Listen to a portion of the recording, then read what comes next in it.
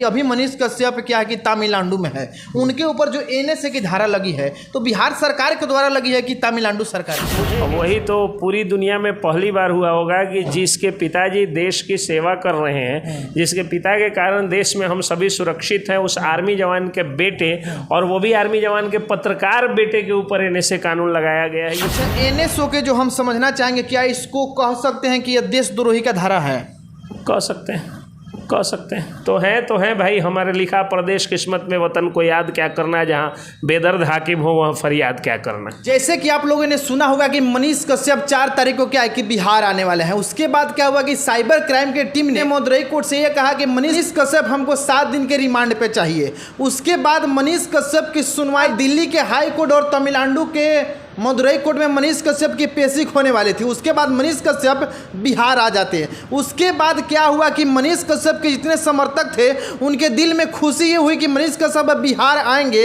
हालांकि कोर्ट के द्वारा भी यह कह दिया गया था कि मनीष कश्यप की जो पटना में केस दर्ज हुई है वहीं पर उनके सारे केसों का फैसला होगा। लेकिन बीच में एक सबसे बड़ी सवाल आ गई है सर, मनीष कश्यप जैसे ही बिहार आने वाले थे सारे लोग के अंदर खुशियाँ थी, फिर कैसे क्या हुआ कि मनीष कश्यप के ऊपर एनएसए धारा लग गया? एनएसए धारा, देखिए मैं पहले भी बता चुका हूँ कि जितनी फुर्ती पुलिस जो है वो दोनों स्टेट्स की पुलिस मनीष कश्यप के खिलाफ दिखा रही है, अगर उतनी फुर्ती बाकी दुर्दांत अपराधियों, जमीन के दलालों, भूमाफियाओं, पियकड़ों इत्यादि के ऊपर दिखाती तो आज कम से कम ये स्थिति नहीं होती।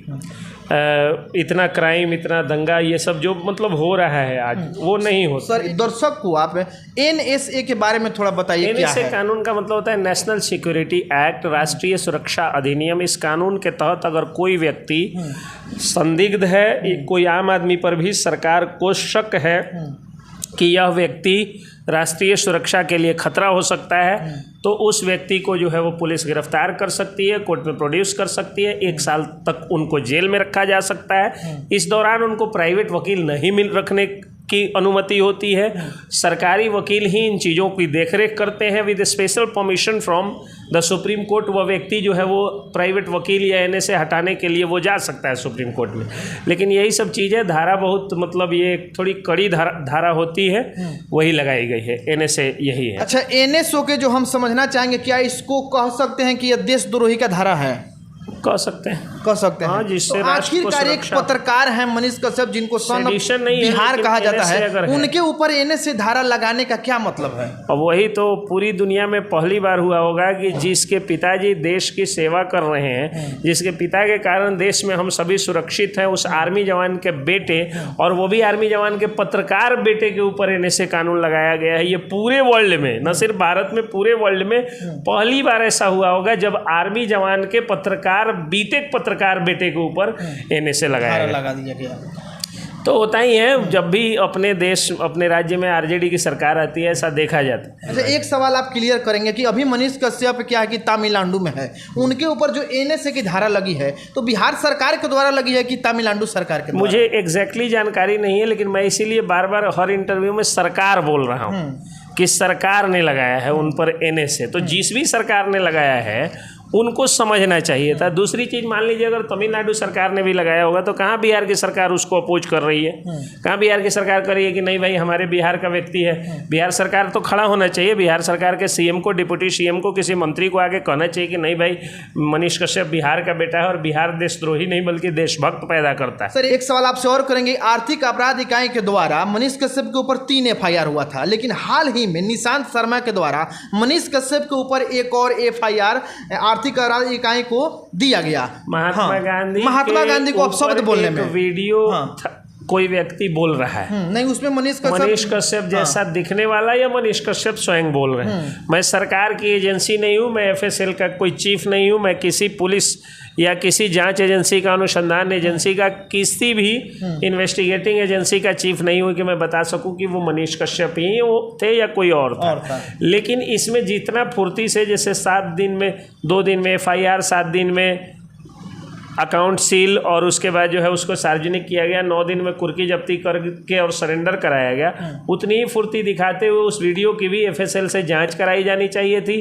कोई इन्वेस्टिगेटिंग इक्विपमेंट से जांच करा के और सर्टिफाइड कॉपी दिखाया जाता कि ये सर्टिफाइड हुआ सरकार के इस एजेंसी के द्वारा कि इस वीडियो में बोल रहा शख्स मनीष कश्यप ही है, और तब FIR किया जाता तो स्वागत किया जाता कि मनीष कश्यप एक देशद्रोही हैं और उनके खिलाफ FIR होना ही चाहिए क्योंकि उन्होंने बापू का अपमान किया है, गांधी की कर्मभूमि पर गांधी का अपमान किया है। लेकिन अब तक जो है ये प्रूफ नहीं हुआ है, कोई इन्वेस्टिगेटिंग एजेंसी या सरकार की कोई मशीनरी साबित नहीं की है कि वो वीडियो सही है या फेक है। लेकिन FIR करने में बड़ी फुर्ती दिखाई बिहार के पुलिस, इसके लिए बहुत बहुत धन्यवाद है तेजस्वी यादव जी का। मनीष कश्यप को लगातार 3 से 4 साल से देखी जा रही है कि पूरे देश, जो अपना भारत देश है, पूरे राज्य में घूम के पत्रकारिता कर रहे हैं।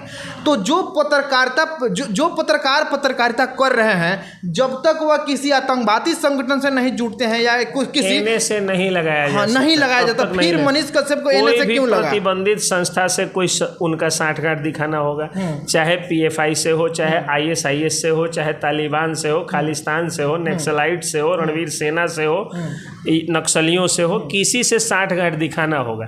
और साठगांठ कहने से नहीं होगा, सबूत के साथ दिखाना, अन्यथा नहीं लगेगा। तो मान के आप चलिए कि पुलिस ने लगा भी दिया है तो वो चलने वाला नहीं। अच्छा, मनीष कश्यप को ऊपर इस NSA धारा को लगाने की क्या जरूरत पड़ गई थी? मनीष कश्यप के ऊपर NSA धारा लगा जरूरत पड़ी नहीं थी। तमिलनाडु की जो पुलिस, जो तमिलनाडु से जो दरोगाइन आई थी, वो क्या बोल रही थी? I don't know Hindi. तो भाई आप हिंदी भाषी क्षेत्र से हिंदी भाषी व्यक्ति को ले जाने आई हैं और आप करेंगे कि आई डोंट नो हिंदी। ये लोग जानते भी हैं तो बदमाशी के लिए हिंदी को एक तरह से मतलब नीचा दिखाने के लिए लोग कहते हैं कि मैं हिंदी नहीं जानती। तो है भाई, हमारे लिखा प्रदेश किस्मत में वतन को याद क्या करना, जहाँ बेदर्द हाकिम हो वहाँ फरियाद क्या करना। अच्छा, NSA धारा को लेकर आपकी कानून, आप एक वकील हैं, दर्शकों को क्या बताएंगे? मनीष कश्यप कब तक मतलब कि वहाँ रहेंगे तमिलनाडु? NSA से प्रूफ हुआ अगर तब तो सजा ही हो जाएगी, लेकिन प्रूफ करने के लिए सरकार को दिखाना होगा, पुलिस को दिखाना होगा कि उनके किस प्रतिबंधित संगठन, किस उग्रवादी, किस आतंकवादी, किस राष्ट्रद्रोही किस कारण तत्व के साथ साठगांठ है। मुझे आशा नहीं, पूरा विश्वास है कि उन पर ये साठगांठ नहीं प्रूफ हो पाएगा। तो 90 दिन में करना है, 90 दिन पूरा हो गया, ये लोग चार्जशीट सबमिट करेंगे, ट्रायल में मामला आएगा, नहीं बाइज्जत बरी हो जाएगी। मनीष कश्यप के ऊपर क्या है कि NSA धारा लगा दी गई है, और NSA धारा तब लगता है जब किसी व्यक्ति के ऊपर आतंकवादी संगठन के साथ साठगांठ हो। तो मनीष कश्यप के ऊपर ऐसी कोई बात है कि नहीं है? जब तक ये साबित नहीं होती है तब तक इस बात को लेकर चर्चा में रहेगा कि आखिर मनीष कश्यप के ऊपर NSA धारा क्यों लगा। हालांकि हमारे साथ अभी थे SK पंकज सर, इन्होंने बहुत सारी बात बताई कि NSA धारा को आप लोगों ने वीडियो में देखा, और मनीष कश्यप तमिलनाडु से कब बिहार आते हैं हम आपको बताने का प्रयास करेंगे। उनसे जुड़ी जो भी अपडेट आएगा हम आपको बताने का प्रयास करेंगे। फिलहाल के लिए देखते रहिए तबाही न्यूज इंडिया। तब तक के लिए जय हिंद, जय बिहार।